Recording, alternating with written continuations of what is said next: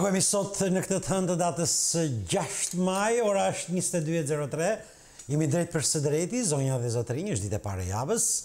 Çka do thotë, do të nisim sot me një temë që për i vërtetës kisha kohë që po e mendoja të ndalesha pak në një gjallës të re, quaj unë, në një partizë të re. Shikoni, kur pyet bashkë themeluesit e bindjes demokratike, të thonë se ajo në të vërtetë nuk është më shumë se një parti, por sipas optikës tyre është më shumë, ose mbi të gjitha është një ide në që bashkon të gjithë shqiptarët që mendojnë se ka ardhur koha për ndryshimin e sistemit të deformuar politik në Shqipëri. Kjo pra është bindja e antarëve të bindjes, e bashkëkryetarëve ose bashkëthemeluesve në të bindjes. E krijuar 2-3 javë më parë, bindja duke se po ngjall një interes, por njëkohësisht, siç ndodh në Shqipëri, për krah interesit, po sulmohet, po anatemohet, po pse jo, dhe po vëzhgohet me kujdes nga të gjitha palët. Çfarë është, deri ku do shkojë, cili do të jetë fati i saj në javët apo muajt që do të vinë. Disa pyetje janë normale të bëhen kur ke përballë një prej bashkëthemeluesve të bindjes. Për shembull, pse u krijua bindja pikërisht tani? Sa besueshme do të jetë, ose sa të besueshëm janë disa nga bashkëthemeluesit e saj? A është bindja një gjallësë, një partizë, një gjallësë me një citadoni e krijuar në laborator, një paterice dikujt, a do të trazoj ajo ujrat si kundër bashkëthemeluesit pretendojnë, apo do të ketë tek e fundit fatin e libras së Ben Blushit? E kujtoni besoj librin e Blushit që u krijua me tamtamet mëdha dhe që përfundoi pastaj si një kështjell në rëre. Patozi, po ta ndjekësh me kujdes në daljet e tij të fundit televizive, thotë se do të jemi ndryshe, se do të luftojmë ndryshe dhe që politika që do të bëjmë do të jetë tjetër. Ky është pozicioni i zotit Patosi. Gjithçka mbetet në fakt për tu parë. Pasi bindja është tani vetëm në leximin tim një bebelush i vogël, disa ditor, disa javor, në këtë truall, në këtë teren bishash politike, të së majtës dhe të së djathës. Fabian Topollaj është njëri prej bashkëthemeluesve. E kam intervistuar në të gjitha pozicionet që ka pasur, si antar i Këshillit Bashkiak, si një ndër, të themi, vizionarët ose ëndrimtarët e Partisë Demokratike të sapoardhjes së zotit Basha. Pastaj i zhgënjyer i zotit Basha, pastaj mëtej i stopuar nga PD-ja, i larguar nga PD-ja. Sot është në pozicionin e njërit prej bindjes, si themi mbrëma mirë se është bashkuar me mua. Fabian, miku vjetër, të falenderoj që erdhe. Ndje mirë. Ne do të lëvizim brenda dhe jashtë bindjes, në kuptimin metaforik të fjalës. Pse duhet të lindte bindja? Unë mendoj që bindja ka lindur në momentin më të përshtatshëm dhe më të duhur. Unë mendoj që kur më parë se më shumë se sot, idetë dhe qëllimet e shoqërisë shqiptare nuk përputhen me një parti politike që ka lindur pikërisht për të mishëruar dhe për të vënë në jetë këto ide. Unë nuk mendoj që më parë shoqëria shqiptare kishte kaq të nevojshme lindjen e një partie politike që të përfaqësonte qëllimet e rrëzimit të gjithë sistemit politik dhe të sistemit të partitokracisë dhe kryetarëve të tyre, siç e kemi quajtur ne. Unë mendoj që sot më shumë se kur më parë shqiptarët e kanë kuptuar që problemi më i madh i tyre dhe i faktit që ky vend nuk zhvillohet dhe nuk ecën dot përpara është pikërisht sepse ka një marrëveshje të heshtur të gjithë palëve për të ruajtur një lloj status quo-je që ka nevojë për një mjet që do duhet ta minojë dhe ta rrëzojë këtë status quo. Dhe bindja është pikërisht mjeti. Ne kemi krijuar mjetin që mendojmë që shoqëria shqiptare do ta përdori, do ta mirë përdori për të hedhur në erë një sistem politik, një demokraci të deformuar, një demokraci hibride, ku në fakt nuk janë qytetarët ata që marrin vendimet në këtë vend, por janë 3 krerët e 3 partive politike që marrin çdo vendim dhe ushtrojnë çdo pushtet. Bindje ndaj kujt, bindje për çfarë? Pse u quajt bindja? Bindje për një demokraci të vërtet. Neve nuk e kemi emrin e partisë vetëm fjalën bindje, por e kemi të shoqëruar me bindja demokratike. Me bindjen demokratike. Ne bindja demokratike do të thotë që mishërojmë vlerat më të mira të demokracisë. Se si duhet të jetë demokracia. Kjo është bindja në vetvete. Bindja është e një demokracie të vërtetë dhe reale. Bindja është që në Shqipëri nuk funksionon për një kohë të caktuar. Është ide, është vizion, është pronë apo është një njeri? Bindja është një ide dhe unë e thash pak përpara, bindja është një mjet.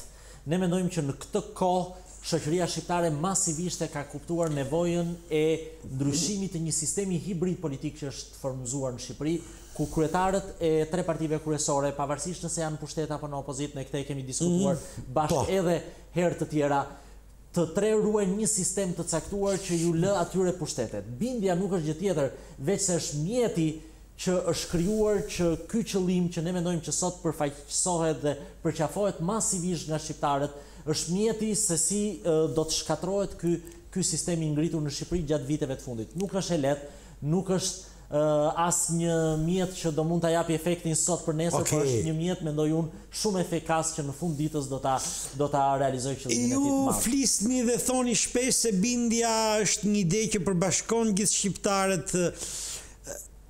Pyetja është shumë e thjeshtë, pse flisni në emër shqiptarëve dhe ku e dini ju se realisht do të përbashkoni shqiptarët? Ne nuk e dim. E përdorni shpesh, është një ide që... Atëherë le të na gjykojë publiku. Nëse qytetarët mendojnë njësoj si unë, që ka ardhur koha që të bëhen ndryshime të thella në këtë vend, ndryshime rrënjësore që të mos zvendçojnë vetëm një parti me një parti tjetër, por ndryshime rrënjësore të sistemit, në mënyrë që të jenë qytetarët ata që mbajnë pushtetet dhe i kontrollojnë në mënyrë të vërtetë, atëherë që sot secili qytetar me veten e tij mund të bëjë një lloj testimi. A përfaqëson kjo që unë po shpreh sot edhe bindjen e qytetarëve që ka ardhur ky moment për të bërë këtë gjë? Sigurisht bindja demokratike sapo shkrijuar, neve mendojmë që shqiptarët bashkohen me ne në këtë ide dhe në këto qëllime, por bindja demokratike sa është krijuar dhe si çdo parti politike do ketë mundësi të testohet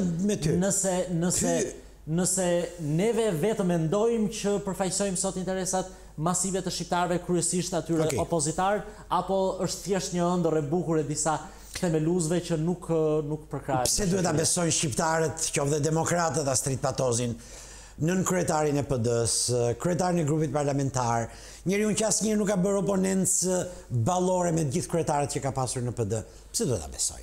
Unë mendoj që jo vetëm Astrid Patozin, por të gjithë ne themeluesit e bindjes demokratike që janë rreth 4000 qytetarë që në një kohë rekord kanë firmosur themelimin e kësaj partie, por edhe ne bordi përfaqësues, që jemi një grup përfaqësues në mënyrë të përkohshme, duhet na besojnë për disa arsye. Jepi. E para, ne nuk jemi njerëz të paangazhuar që një ditë bukur po themi një prall. Ne jemi njerëz jo vetëm të angazhuar, të gjithë ne që i kemi vënë fytyrën tonë bindjes demokratike, jemi njerëz të angazhuar në opozit gjatë gjithë kohës së qeverisjes së Edi Ramës, një gjë shumë e rëndësishme, në opozit pa kompromis, jo vetëm me Edi Ramën, por edhe me format e gabuara të bërit opozit ndaj tij gjatë kësaj periudhe. Dhe ne jemi njerëz që jemi përpjekur për më shumë se 2 vite për të përmirësuar opozitën e këtij vendi. Ne jemi nga të paktët njerëz që e kemi thënë publikisht që nuk është kjo mënyra për të rrëzuar këtë qeveri të keqe, këtë mazhorancë të korruptuar, këtë mazhorancë arrogante. Dhe kur pasi kemi ezaruar të gjithë mundësinë tonë brenda një kohe jashtëzakonisht të gjatë, që vërtetuam që nuk kishim hall për të bërë partin ton apo për të shkputur nga Partia Demokratike, sepse investuam çdo gjë brenda opozitës shqiptare që ajo të përmirësohej. Dhe kur e pam që kjo ishte një mision i pamundur, sigurisht ne kishim detyrimin moral që t'u jepnin qytetarëve modelin ton, t'u jepnin qytetarëve programin ton, vizionin ton, se si ne mendojmë që duhet të jetë një parti politike dhe se si duhet ndryshojë gjithë Shqipërinë një parti politike duke demokratizuar të parën veten. Sa për zotin Patozi, që është vetëm njëri prej ne antarëve të bordit themelues të bindjes demokratike, sigurisht që zoti Patozi ka qenë nën kryetar i Partisë Demokratike.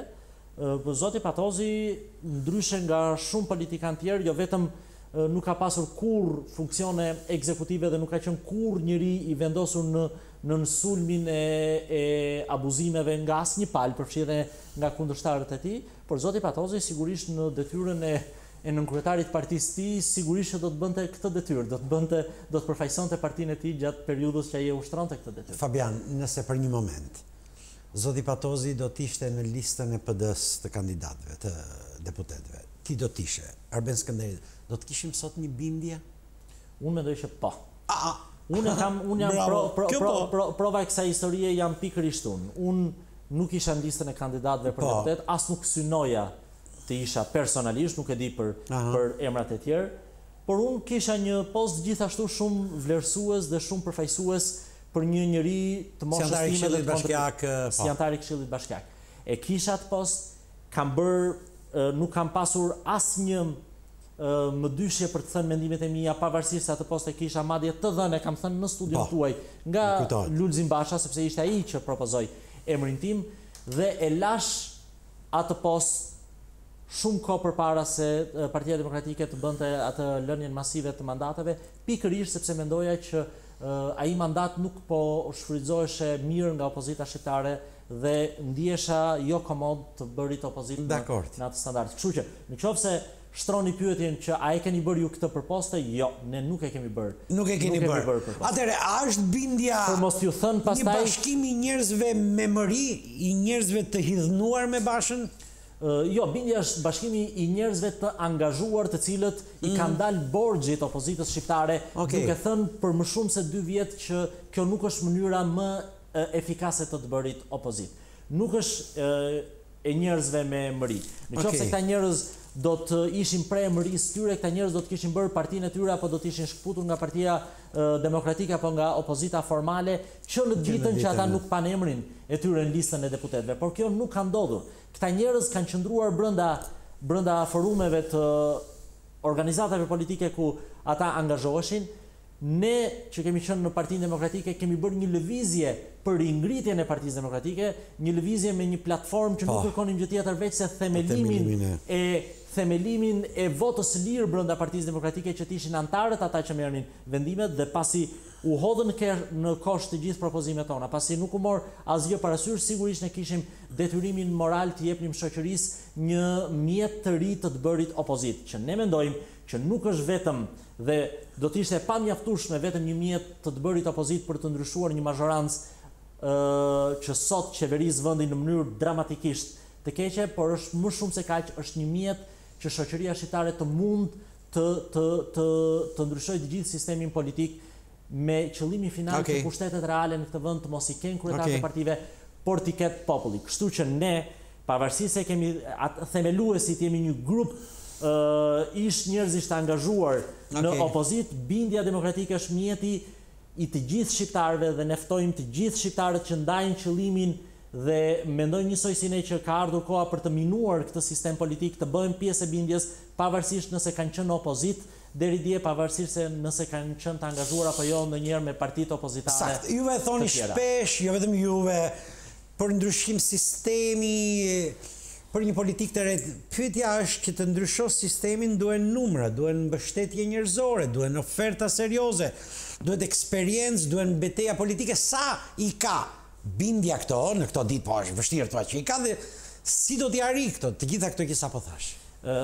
Ju me pyetjen tuaj e thatë mënyrën. Në fund të ditës duhen numra. Dhe numrat mund të realizohen vetëm nëpërmjet garave elektorale. Kjo është një nga arsyet që bindja demokratike është krijuar dhe është futur në garë elektorale me qëllim që të arrijë numrat e nevojshëm për të rritur presionin dhe për të arritur në qëllimin final të ndryshimit të gjithë sistemit politik. Sigurisht që duhen numrat, por numrat vijnë nga mbështetja dhe nga presioni masiv popullor. Nuk vijnë numrat në mënyrë tjetër. Parlamenti i Republikës së Shqipërisë ka pasur deri dje 140 deputet që pretendonin që punonin për Shqipërinë dhe për ndryshimin e sistemit dhe për shtatjen e sistemeve më të mira të një demokracie funksionale. Po 140 deputet nuk u bën kur dot bashk, s'u bën dot as 2 deputet deri dje bashk që të ndryshonin sistemin. Pse? Sepse të 140 deputetëve ju interesonte ky sistem, sepse mbanin në krye kryetarët e tyre të cilët shpërndanin pushtet tek varësit e tyre, tek deputetët e tyre. Ne mendojmë që jo 140, por 500 politikanë po të kenë vullnet të mirë është e pamjaftueshme përballë vullnetit masiv të popullit. Dhe ne mendojmë që kemi në këtë qëllim publikun shqiptar, popullin shqiptar dhe jo 140 deputet, por 500 politikanë të jenë nuk i rezistojnë dot vullnetit masiv, në qoftë se ky është një vullnet që përfaqësohet dhe përqafohet masivisht nga shqiptarët. Njerëzit e bindjes demokratike më kanë thënë se Basha është angazhuar seriozisht në betejën kundër bindjes. Keni një arsye, Arini do të shpjegoni çfarë frikson zotin Bashën ose të tit rrotullti për ndaj jush? Unë nuk e di a është angazhuar zoti Basha këtë për të tërë të tërë indikatorët tregojnë që PD-ja është angazhuar masivisht për të goditur bindjen. Duke shpikur firma falso që askur s'di t'i thot se ku i kanë marrë, sepse firmat i kemi vetëm ne dhe gjykata. S'mund t'a thot kush se nëse janë falsa apo të vërteta, sepse s'mund t'i ketë njëri tjetër përveç se vetë ne të bindjes. Njerëzit që kanë shkruar kanë thënë që nuk janë firma tona. Kjo është një histori qesharake se në qoftë se ju thoni që nuk është firma jote, nga e dini ju që është firma jote, është pyetja ime. Okej. Kështu që është historia një proces i falsifikuar që nga informacionet tona është bërë nga strukturat e qendrore të Partisë Demokratike.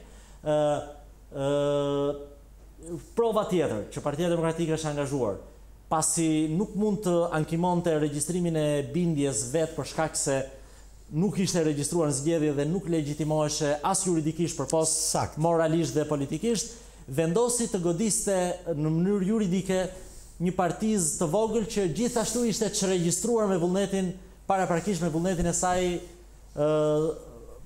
përpara KQZ-s, i kërkoi asaj të ndryshonte kërkesën për çregjistrim vetëm e vetëm për të mbajtur gjallë këtë ankimimin me shpresën e vakët që bindja demokratike nuk do lejohet garohet. Partitë politike janë organizma që ngrihen për të garuar. Askush nuk mund ta pengojë një parti politike të mund të garojë. Dhe gjithë kjo përpjekje për të penguar bindjen demokratike që të mund garojë, një përpjekje e dëshpëruar, sepse unë mendoj që nuk e arrin dot, sepse ligji dhe kushtetuta është shumë e qartë që çdo njeri, çdo individ ka të drejtë jo vetëm të zgjedhë, po edhe të zgjidhet vetë. Është një përpjekje e dëshpëruar që s'do mund të ketë sukses. Me sa duket Partia Demokratike e bën këtë punë, unë nuk dua të flas për këtë çështje, por me sa duket Partia Demokratike e bën këtë përpjekje sepse duket sikur bindja demokratike do t'i zërë vendin. Por pozitat e të qenit opozita apo mazhorancë testohen vetëm nga publiku me votë. Kështu që nëse Partia Demokratike do të provojë forcën e saj dhe faktin që ajo pretendon se është opozita kryesore në këtë vend, ajo duhet futet në zgjedhje dhe të testohet. Ne e kemi shprehur dhe më parë që do të jemi dakord si bindje demokratike që Partia Demokratike të regjistrohet në këtë proces zgjedhor edhe në datën 29 qershor në darkë. Vetëm e vetëm sepse ne mendojmë që forca jonë është tek qytetarët dhe nuk është tek mungesa e një partie tjetër në zgjedhje. Kështu që forca jonë ke qytetarët. Pak ditë më parë, zoti Patozi tha se fal jush, pra fal qytetarëve, bindja ka arritur që brenda pak ditëve të shndrohet në referencën e vetme të shpresës dhe të ndryshimit në Shqipëri. Fabian, është pak e fryrë kjo si qëndrim? Jo. Je i sigurt për në pak ditë? Jo, kjo nuk është fare e fryrë. Kjo nuk është fare e fryrë. A janë, ju jeni një prej simboleve të publikut shqiptar, se jeni njëri i angazhuar që perceptoni. A e ndani dhe ju njësoj me ne të bindjes idenë që Shqipëria ka nevojë për ndryshime shumë më të mëdha se sa vetëm rrëzimi një mazhorance? Këtë themi edhe ne. A e ndani dhe ju njësoj me ne idenë që kjo mazhorancë duhet të përballohet në zgjedhje dhe të mundet nga Vermoshi në Konispol si e vetmja mënyrë për t'u zvendësuar? Sigurisht e ndani edhe këtë ide. Këtë ka dashur të thotë dhe zoti Patozi në atë citim që unë nuk e pas kam dëgjuar, që bindja demokratike përfaqëson sot qëllimet dhe shpresën e të gjithë shqiptarëve, sepse shqiptarët ne mendojmë që masivisht shpresojnë që kjo qeveri dhe ky sistem i kalbur politik të ndryshojë. Dhe këtë objektiv nëpërmjet garës elektorale sot e përfaqëson vetëm bindja demokratike dhe askush tjetër. Jo, këtu ndahemi sepse këtë e përfaqëson. Ka edhe parti tjera. Po pra këtë e përfaqëson zgjidhja Kokdhimës, të e përfaqëson parti tjera. Alandër Kujtezir, atë Kocerit e kisha dje këtu dhe më tha identik të njëjtat gjëra. Ato përfaqësojnë absolutisht nevojën për ndryshimin e mazhorancës dhe për goditjen e mazhorancës, ndërsa neve përpos kësaj pa e lënë më njanë këtë, ne kemi shpallur një qëllim shumë më të lartë se sa vetëm ndryshimin e një mazhorance, ne kemi shpallur qëllimin e ndryshimit të një sistemi të tërë politik që ne mendojmë që është një nga shkaktarët që prodhon në mënyrë ciklike jo vetëm kriza, por edhe mazhoranca kaq të këqija. Okej. Kur e mendon për të njëjtën gjë flet edhe Monika Kryemadhi ndryshimin e sistemit, hajde merre vesh se çfarë ndodh këtu. Nuk e kam me ty bëj shaka. Por formalisht, sepse Monika Kryemadhi bashkë me partitë e tjera opozitare kanë qenë jo vetëm pjesë e këtij sistemi, por nuk kanë thënë një gjysmë fjale serioze për ndryshimin e tij. Kujt më shumë se sa opozitës i takonte të kërkonte ndryshimin thelbësor të sistemit. E ka kërkuar Basha këtë gjë, me Republikën e Re, e madhëm me Çadrën. E kanë bërë vetëm formalisht, e kanë bërë në mënyrë konvencionale. Askush prej tyre nuk ka kërkuar me dispozita caktuara ligjore që të ndryshojë sistemi zgjedhor. Të prishet një sistem që të tërë monopolin e kanë kryetarët e partive dhe t'ju kaloj qytetarëve nëpërmjet një sistemi që e nxit konkurrencën dhe jep më shumë vlerë votës qytetarëve. Askush prej tyre nuk ka goditur faktin që në Shqipëri ka një sistem politik që kryeministri është omnipotent. Ditën që kryeministri merr mandatin ditën e zgjedhjeve, 4 vjet mund të përmbyset bota, por kryeministri i Republikës së Shqipërisë nuk përmbyset dot. Pse nuk e kanë bërë? Sepse forcat opozitare kanë synuar këtë model, sepse thoshin do bëhemi ne ky kryeministër që s'do na rrëzoj dot njeri. Nuk e kanë pasur pra seriozisht, thelbësisht nevojën e ndryshimit të sistemit. Forcat opozitare nuk kanë thënë deri më sot asnjë fjalë për rritjen e demokracisë së drejtë për drejtë në këtë vend. Janë shprehur kundër reformave të këqija, antikushtetuese, korruptive, siç është ligji i arsimit të lartë, ligji për rrëzimin e teatrit, pa askush nuk ka vënë gishtin plag për të thënë që të rrisim demokracinë e drejtë për drejtë dhe të jenë qytetarët të vendosin, të rrëzohet teatri apo jo, të miratohet ligji i arsimit të lartë apo jo. Pra e kanë pasur formale goditjen e sistemit. Bindja demokratike e ka me të vërtetë sepse është ngritur mbi këto qëllime dhe neve duam vetëm mbështetjen publike që të mund t'i vëmë në jetë këto qëllime. Një pyetje, a keni juve një program që unë ta lexoj, që ai demokrati thjesht ta lexoj, që ai antari simpatizanti juaj ta lexoj? A keni juve një status? Këto janë themelet bazë të një partie. Sigurisht ne kemi të shpallura deri tani qëllimet kryesore. Kemi një platformë minimaliste që kemi shpallur edhe në dokumentat e parë të themelimit të bindjes demokratike që mishëron këto ide të cilat unë nuk përpoqja ti shtjelloja deri tani, që përmblidhen jo vetëm në ndryshimin e kësaj mazhorance të jetë të keqe dhe të konsumuar, arrogante dhe korruptive, por ndryshimin e një sistemi të tërë politik në mënyrë që mazhorancat të tilla të mos na krijohen më, sepse ne kemi frikë edhe nga vetja jonë. Ne mendojmë që edhe nëse bëhemi të mëdhenj dhe më të mëdhenj se mazhoranca aktuale dhe rrëzojmë këtë mazhorancë, me këtë sistem ne do prodhojmë një Ediram tjetër në krye të vendit. Dhe nuk është pra kjo zgjidhja. Zgjidhja është ndryshimi thelbësor i sistemit me të gjithë elementëve, me zvoglimin e pushtetit dhe kufizimin dhe balancimin e pushtetit të kryeministrit, me rritjen e demokracisë së drejtë për drejtë, ndryshimin e sistemit elektoral. Ne deri më sot akt bazik kemi statutin e bindjes demokratike, që është një nga aktet themeltare të nevojshme edhe ligjërisht për regjistrimin gjykatën e Tiranës. Dhe neve në statut jemi përpjekur të fusim elementët më të mirë të demokratizimit të jetës së brendshme, si e vetmja mënyrë për të shfaqur një model parti demokratike, parti që funksionon mbi baza demokratike, e vetmja mundësi që kjo parti të mund të demokratizoj dhe të shtri demokracinë edhe në jetën e vendit në çastit që ajo ka pushtet. Që do thotë jo kryetar, jo këshill drejtues, jo kryesi, jo kryetar, kolegjalitet për vendimet kryesore, që do thotë që strukturat drejtuese penalizohen automatikisht në çastin që ato nuk marrin rezultatin që kanë e synuar përpara çdo palëzgjedhjeve, që do thotë lejim i lirë i fraksioneve, që njerëz të cilët kanë mendim të ndryshëm dhe mendojnë çështjet për mënyrë ndryshëm të përfaqësohen në të gjithë shkallët e përfaqësimit në raport me votat që ata kanë brenda partisë dhe i gjithë ky kuadër. Që do thotë mos kemi të japim të parët modelin që kryetari i partisë nuk është omnipotent dhe bën çdo gjë, si e vetmja mënyrë për të rrëzuar një sistem të tërë që bazohet tek emrat e njerëzve dhe jo tek vullneti i politikës. Fabian, a mendoni juve që bindja demokratike mund të ketë fatin e librës? Jo. Më jep një arsye ta besoj. Ne nuk mendojmë që bindja demokratike do të ketë fatin e librës apo të partive të tjera të vogla të lindura më parë për shkak të kohës së lindjes së bindjes demokratike dhe qëllimeve të shpallura prej saj. Ne mendojmë që qëllimet tona jo vetëm përputhen me perceptimin masiv publik dhe të nevojave që publiku i ka dhënë. Edhe Libra kështu thatë. Ka kuptuar. Startoi Libra. Post kësaj edhe Libra e mendonte këtë gjë dhe e shprehte dhe e shpresonte këtë gjë. Ne mendojmë që momenti i lindjes së bindjes është shumë optimal se sa i partive tjera. Dhe përputhet masivisht me qëllimin. Ne mendojmë që sot publiku shqiptar ka shumë të pjekur dhe më të shprehur nevojën e ndryshimeve të thella të sistemit politik se sa i kishte në periudhën e lindjes së Librës. Gjithashtu është shumë më e thjeshtë që nevojën e ndryshimeve rrënjësore ta përfaqësoj një formacion që lind si opozitar.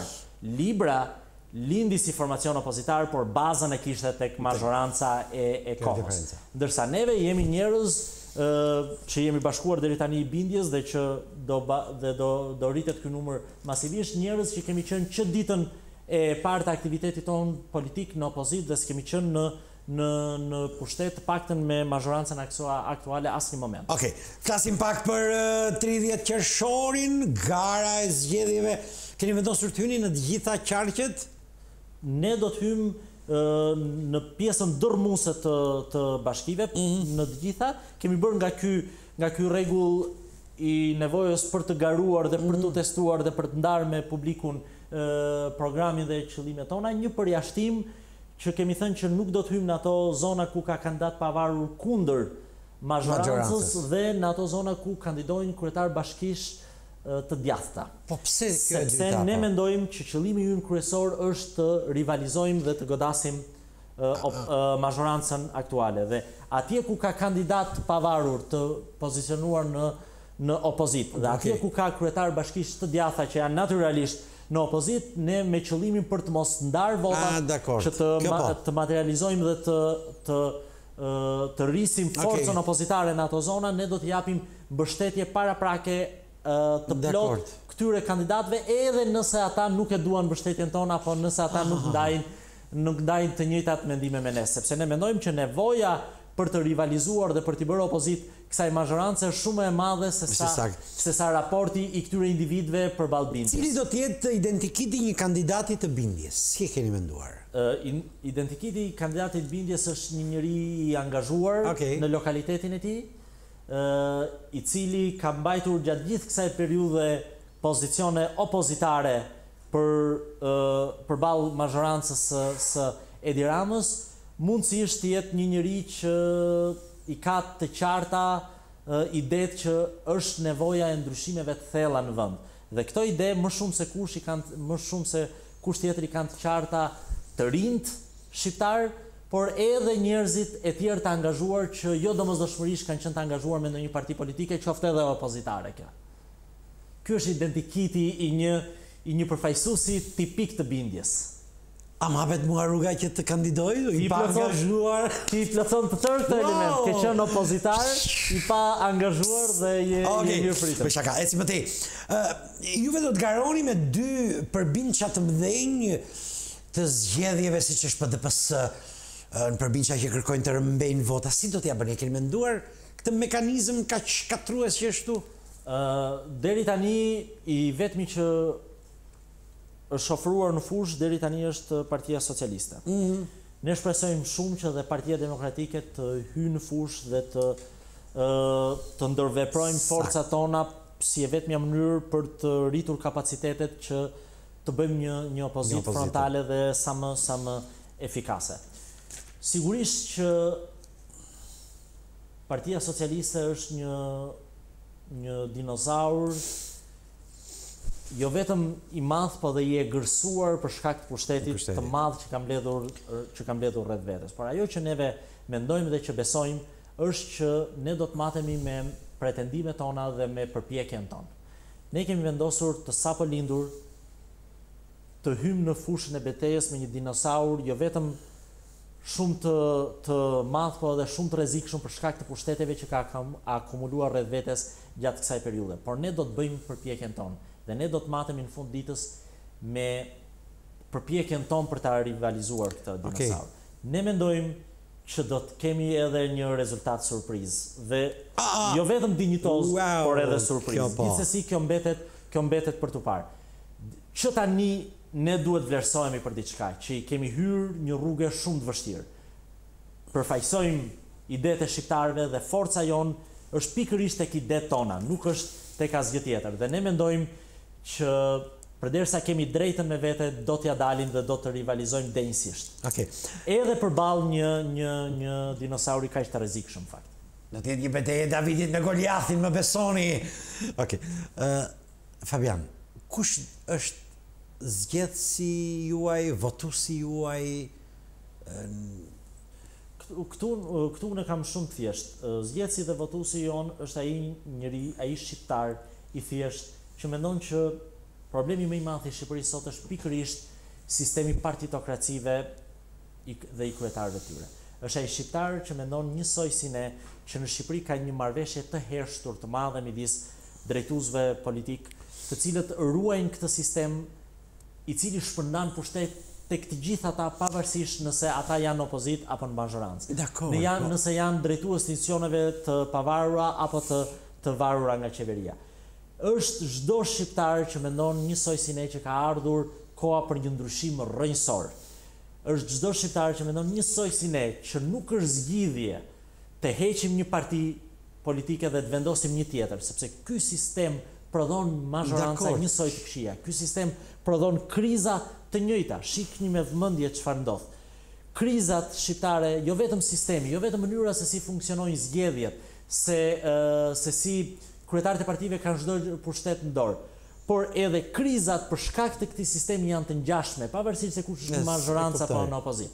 Kriza ngjashme me Edi Ramën që vetëm për të mbajtur kreun e partisë së tij nxirrte njerëzit në rrugë, bllokonte rrugët dhe i fuste në grevurie, kriza ngjashme e opozitave pasardhëse që janë të gatshme të flasin sot për konflikt civil që s'është gjë tjetër veç se një përplasje midis individëve vetëm e vetëm që të ruajnë postin e tyre. Të gjithë ata që mendojnë njësoj si ne, që ka ardhur koha e një ndryshimi rrënjësor, që të mos na përsëriten këto kriza, që vota e qytetarit thjesht jetë ajo përcaktuesja dhe jo vullneti i një grupi të vogël njerëzish. Atyre qytetarëve që mendojnë që jo vetëm kjo qeveri jashtëzakonisht e keqe duhet rrëzuar, por bashkë me këtë duhet rrëzuar dhe një sistem që i rrit dhe i ushqen këto qeveri kaqësia, duhet jetë votuesi i bindjes demokratike. Jam 100% dakord me gjithçka sa parashtrove, por pyetja është çdo mazhorancë kudo në botë rrëzohet me vota.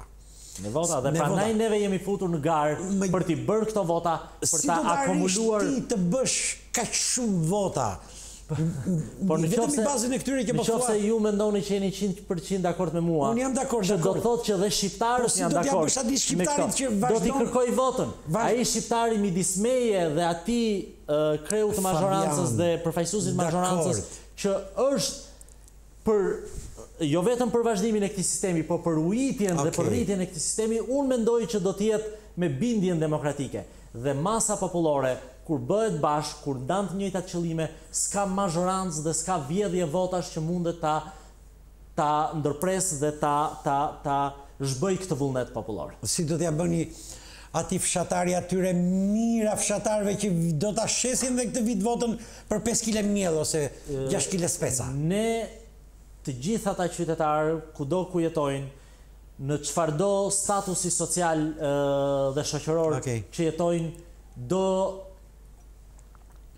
do përpiqemi të komunikojmë me ta dhe t'ju fusim në mend idenë që ka ardhur koha për ndryshime rrënjësore, ndryshime të cilat janë shumë më të vlefshme se sa lekët që ofron një mazhorancë e caktuar për votën e një dite. Dhe ne mendojmë që do t'i bindim dhe do ta rrisim jashtëzakonisht shumë këtë masë popullore që mendon që e vetmja mënyrë për ndryshime rrënjësore është të bashkohemi të paktën ditën e votimit për të votuar ato forca politike cilat ndajnë qëllimet përbashkëta me ne, për të bërë një masë e madhe shoqërore dhe për ta bërë këtë vend të jetueshëm si të gjithë qytetarët evropian kudo në botë. Juve edhe pse nuk jeni më tashmë pjesë se PD së madhe, jeni njohësi mirë i saj, për aq kosa keni qenë në atë çati. Çfarë po ndodh sot në PD, në leximin tënd? Unë jam kam qenë shumë i trishtuar dhe kam shprehur me atë që është duke ndodhur në PD.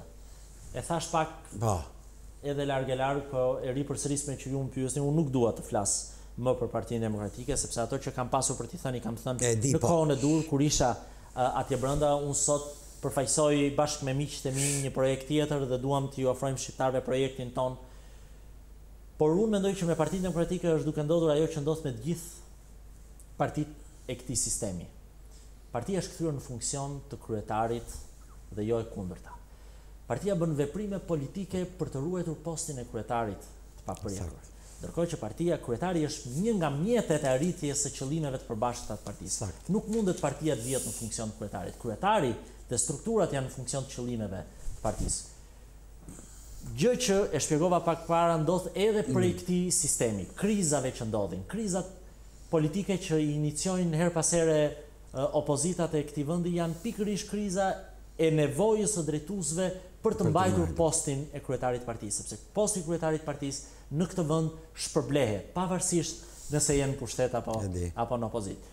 Dhe mua më vjen shumë keq që një vlerë e madhe e politikës shqiptare, opozitarizmit shqiptar, vlera më e madhe që ka pasur Shqipëria deri dje, siç është Partia Demokratike, ka rënë pre e këtyre interesave dhe e kësaj nevoje as pak në përputhshmëri me nevojat publike dhe të opozitarizmit shqiptar.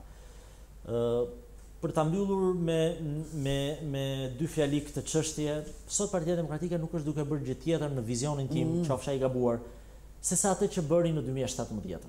Është e njëjta gjë, në thelb. Kërcënimi për mos hyrje në zgjedhje në mënyrë që të merrte në fund doli një marrëveshje, përpara marrëveshjes presupozoheshe disa garanci për zgjedhje. E njëjta situatë është vendosur sot mbas 2 vjetësh, por është një situatë e jetuar.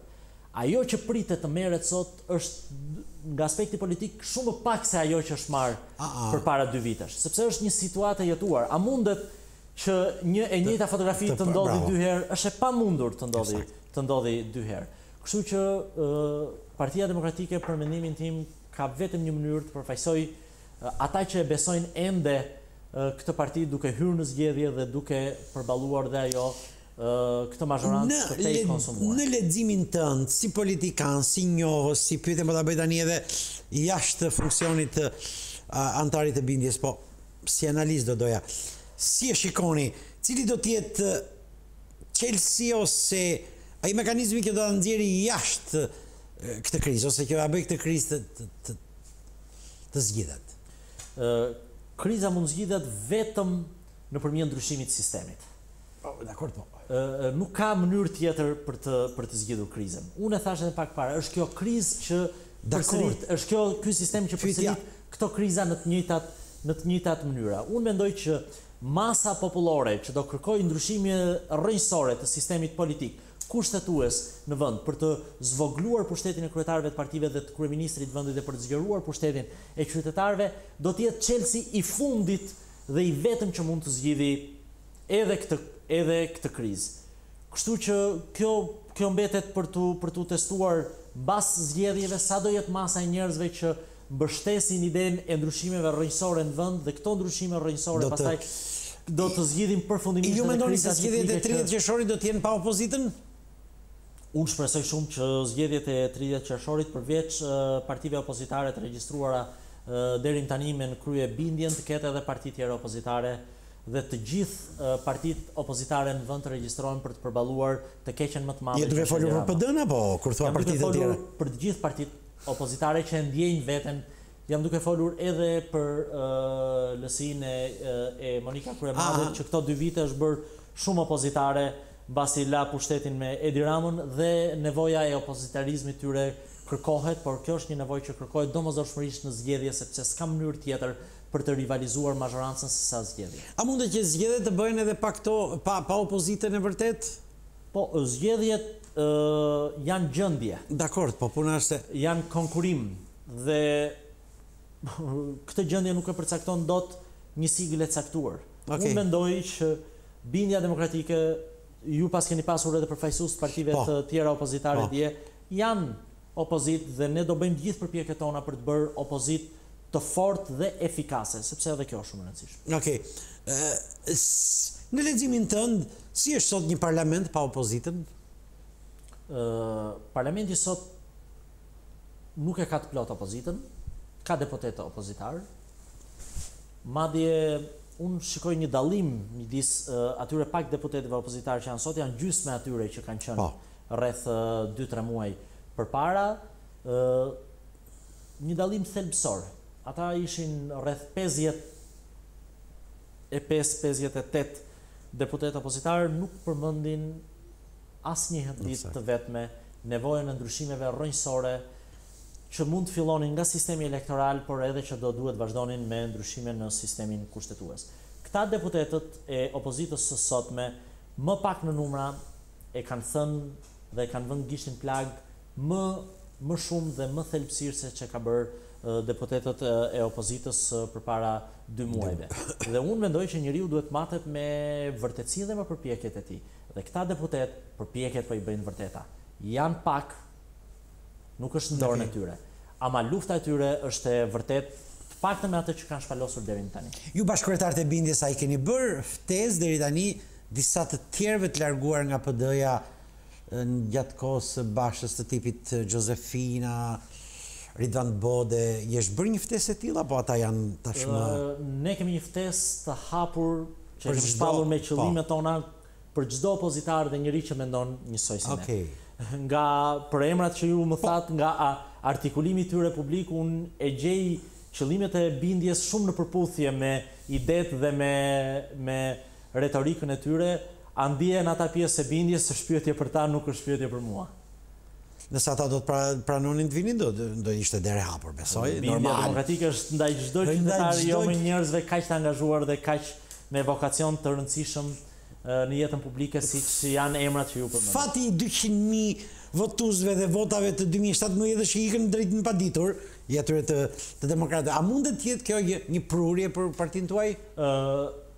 Ata 230.000, jo 200.000, minimalisht 230.000, janë njerëz që e kanë kuptuar problemin që kishte opozita shqiptare më parë se të gjithë tjerët. Ata nuk janë opozitarë më të mirë. Ata thjesht në atë moment krijuan më shpejt ndoshta se të tjerët bindjen që opozita nuk ishte duke bërë një luftë të vërtetë dhe e shprehen atë me refuzimin e tyre për dalë zgjedhje. Unë nuk kam qenë në atë 230.000. Unë kam qenë një opozitar që kam votuar për partitë opozitare, për Partinë Demokratike. Jo, pyetja ishte kjo. Ky 230 që mund të jetë nesër një skalion që do të thotë kur me bindjen jam bërë unë që s'kam qenë atë 230-që, ajo 230-që e ka kuptuar përpara meje, kështu që naturalisht është më afër bindjes se që jam edhe unë ndoshta në këtë moment. Që i bie tani të punoni me këta njerëz, që këta të bëjnë pjesë. Ne do punojmë me çdo shqiptar. Një masë e madhe e votave të bindjes është edhe elektorati gri. Ata të cilët e kanë kuptuar edhe përpara atyre 230.000 vetave që problemi më i madh i këtij vendi nuk janë partitë politike dhe drejtuesit e tyre momental, por është i gjithë sistemi që prodhon këtë sistem partitokracie dhe këta drejtues autokrat. Fabian, puna është se ku do shkojë ky elektorati i gri, se shikoj se çfarë ndodh. Unë mendoj që ky elektorati i gri në studion time thotë elektorati i gri. Ratkoceri Aleancës Kuqezi thotë elektorati i gri. Ku do të shkojë ky elektorat? Pse duhet shkojë ke ju, ke Kokdhima apo ke Ratkoceri? Është shumë e rëndësishme që ky elektorat të jetë e para opozitar. Okej, dakor, deri këtu po. Deri në këtë moment. E dyta, ne mendojmë që qëllimet e shpallura të bindjes janë më të gjëra se sa vetëm qëllime opozitare momentale për ndryshimin e një mazhorance dhe për goditjen e një mazhorance. Dhe këto qëllime përputhen më shumë me qëllimet e elektoratit gri se sa qëllimet e një opozite momentale që rivalizon një mazhorancë caktuar. Okej. Do doja ta mbyllja me këtë të fundit që tha miku im Fabian Topollaj, duke ju rikthyer edhe një herë hyrjes emisionit, kur thash që kur pyet bashkë themeluesit e bindjes demokratike se çfarë është ajo në të vërtetë, të thonë se bindja është më shumë se një parti. Ajo është mbi të gjitha një ide që përbashkon të gjithë shqiptarët që mendojnë se ka ardhur koha për ndryshimin e sistemit. Ati sistemi që po na merr zvar në këto 20-30 vitet e fundit. Por ai ka shpatullat bindja që ta rrëzoi këtë dinosaur të madh. Kur dëgjon Fabian Topollaj na strit patozin dhe gjithë bashkëkrijuesit të kryejnë ideja se më në fund erdhi një parti. Puna është se sa kjo parti do të arri të çmontoj mekanizmin përbindës të politikës.